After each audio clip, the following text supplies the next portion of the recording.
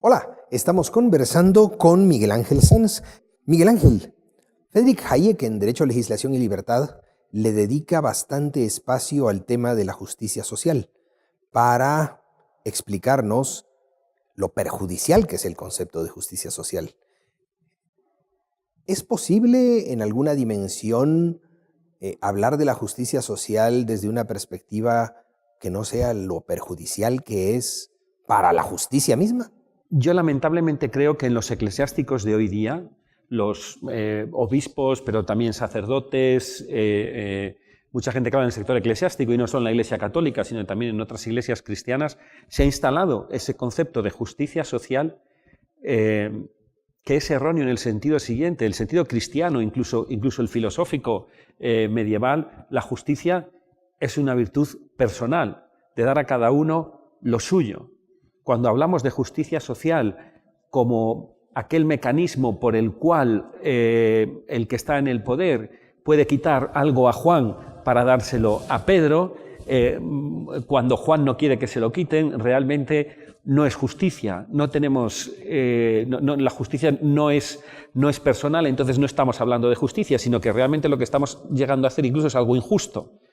En nombre de ese concepto de justicia social, pero estamos llegando a hacer algo injusto y que no es personal. Lo mismo pasa con la solidaridad.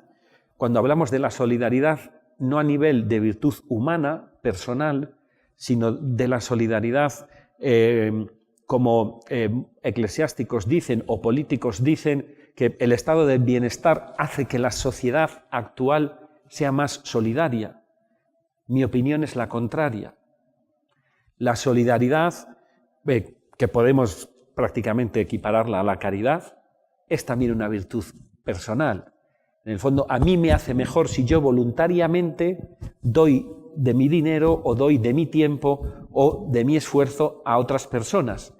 Pero cuando es alguien que exteriormente a mí me quita las cosas y se las da a otro, ni yo soy caritativo, ni el que me lo quita es caritativo, ni el que recibe tampoco es caritativo o tampoco es solidario. Y lo que ocurre es no solo que ninguno de los tres actores, ni el que da ni el que recibe, bueno, ni el que da ni al que se lo quitan, ni el que hace el mecanismo de transferencia, ni el que recibe, ninguno de los tres mejora en el sentido cristiano de siempre, hacerse mejor como ser humano. No se desarrolla como mejor ser humano. Pero no solo eso, sino que además nos anestesia frente a la caridad verdadera. Miguel Ángel, puesto como lo pones, es evidente.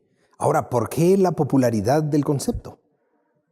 Yo creo que una de las cosas que creo que pasa en mi país, en otros países quizá lo desconozco, es que pensamos que el Estado es un mecanismo por el cual todos podemos vivir a costa del otro, cuando en realidad eso es radicalmente falso, porque quien paga realmente los gastos del Estado es la clase media alta, media media y media baja. Pero a todos nos seduce el hecho de que los ricos nos den más, y por eso es popular. Y tal y como están montados los impuestos en las sociedades actuales, muchísimos de mis conciudadanos, yo diría la inmensa mayoría de mis conciudadanos, no son conscientes del dinero que se lleva el estado del bienestar del fruto de su trabajo. Yo tengo calculado para una persona con salarios bastante inferiores a la media en un país como España, no digamos si estás en la media o por encima de la media, el Estado, en la suma de todos los impuestos, cotizaciones sociales, impuestos a la renta, impuestos a la vivienda, impuestos a los hidrocarburos, etcétera, etcétera, el impuesto sobre el valor añadido, se acaba llevando más del 50% del fruto de trabajo de las personas. A la luz de la doctrina moral, social de la Iglesia Católica de siempre, y cito ahora expresamente a León XIII y su encíclica Rerum Novarum, eso es inmoral. No se le puede quitar a nadie el 50% del fruto de su trabajo, aunque sea para hacer el bien.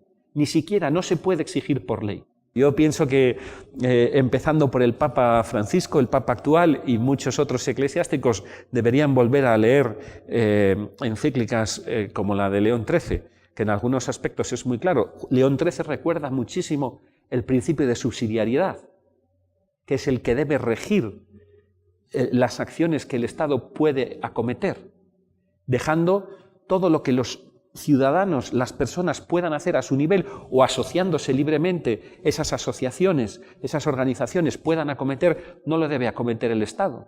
El Estado debe subvenir a quien realmente está necesitado y mientras está necesitado.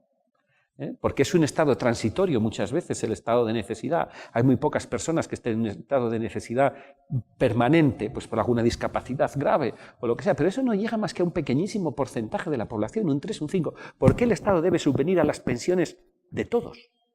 ¿O por qué el Estado debe proporcionar la educación de todos o de casi todos? ¿O por qué el Estado debe proporcionar la sanidad?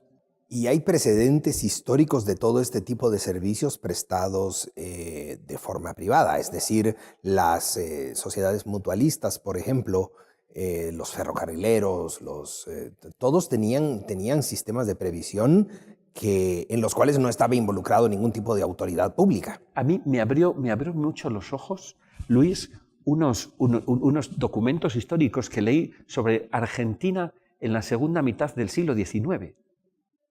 Cómo había sociedades de ayuda mutua, cómo había precisamente con sociedades de organización voluntaria seguros de desempleo privados, se ayudaban unos a otros con sus cuotas y cuando alguien tenía una enfermedad o tenía un seguro o tenía algún problema de desempleo, entonces recibía ayuda del resto de las cuotas de los demás. Eso es una redistribución de la renta voluntaria. Así lo llamo yo. Es cómo funciona un seguro. Un seguro es una cierta redistribución de la renta, porque en el momento en que alguien tiene una necesidad grave, porque tiene un siniestro grave, realmente recibe más de lo que fueron sus aportaciones en los años anteriores. ¿De qué viene? Del resto, pero sin embargo la aportación al seguro es voluntaria y si el seguro o la compañía aseguradora no funciona bien, entonces te puedes ir a otra. Mientras con el Estado no puedes hacer eso. Recuerdo cuando estuvo Piñera en España, dando unas conferencias sobre el sistema de pensiones, decía, todavía el canciller Bismarck, después de tantos años de muerto, sigue a ustedes mandándoles aquí en Europa quién es el Estado para decidir cuándo se jubilan ustedes. Debería ser el ciudadano el que decide a qué edad se jubila, lógicamente en función de los ahorros que tenga. Finalmente, Miguel Ángel, ¿crees que sea reversible este estado de cosas? Yo pienso a veces en mi frustración porque no veo a la sociedad como me gustaría que fuera, mucho más libre y con menos carga impositiva y tributaria y que las personas pudieran emprender y recibir el fruto de su trabajo, que esto es reversible, no solo con iniciativas como la Universidad Francisco Marroquín, que además va a abrir ahora un campus en Europa, sino en muchísimas otras iniciativas por todo el mundo y la gente cada vez se va dando cuenta de la importancia de la iniciativa privada. Hay cosas, el valor del empresario, hay cosas que ni políticos con valores, digamos, muy socialistas, muy comunistas, discuten. Eso se han ido ganando terrenos a la libertad, despacio, pero ganando terrenos a la libertad. El problema también es que gracias al libre mercado, nuestras sociedades son cada vez más ricas y por eso la carga impositiva puede ser más alta. A veces en España, que se mira mucho a los países nórdicos como Suecia, Dinamarca, a veces parece escuchar en los políticos, esos países son ricos porque tienen un alto nivel impositivo. Y es al revés. Precisamente porque son ricos, pueden tener un alto nivel impositivo. Pero yo creo que sí, que se están ganando parcelas, yo soy optimista.